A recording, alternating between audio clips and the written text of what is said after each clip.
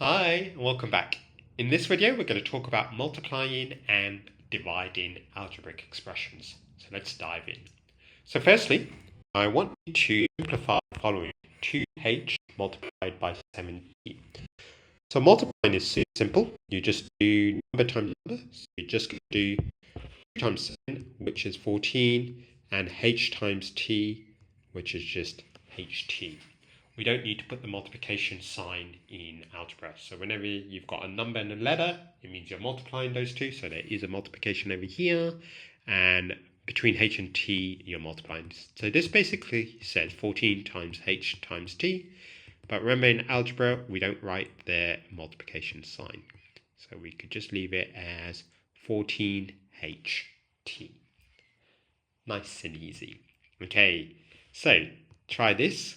So 3a multiplied by 6b, number times number, 3 times 6, which is 18, and a times b, which is just ab. Perfect. Okay, let's go a bit harder. So, same principle. You're going to do number times number, so it's -3 times 2. So be careful of the negative. A negative times a positive is a negative. So -3 times 2 is -6. Okay, what about the letters? So we've got p squared multiplied by p. So p squared multiplied by p is p cubed.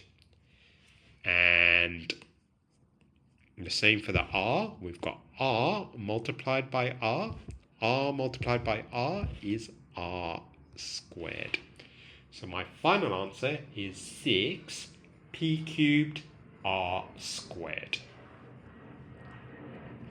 Okay, very similar. Let's give this a go. So, step 1, number by number. Be careful of the negatives. So, -2 multiplied by 5 is -10.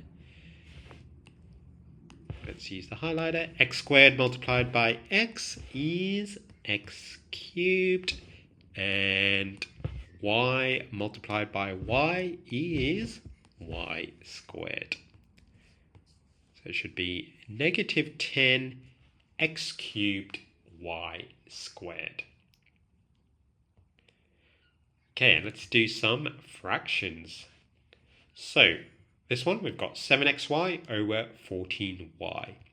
So firstly, we're going to ask ourselves, can we simplify 7 and 14?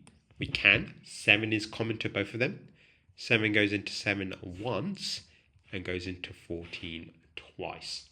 So we could simplify 7 and 14 as 1 over 2. And then we've got xy on the numerator on the top, y on the denominator. So we can actually, y divided by y, they cancel, is effectively 1. So we could just cross them out.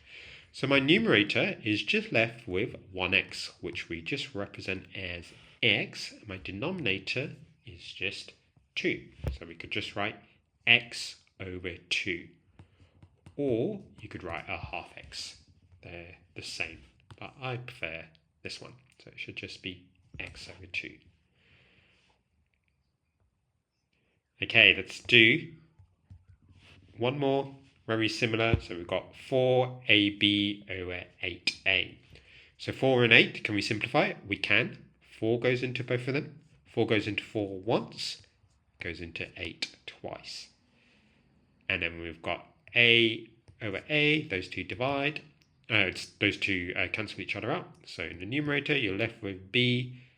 On the denominator, you're just left with 2. Beautiful. So in the next video, we'll talk about expanding brackets. Thank you for watching and see you next time.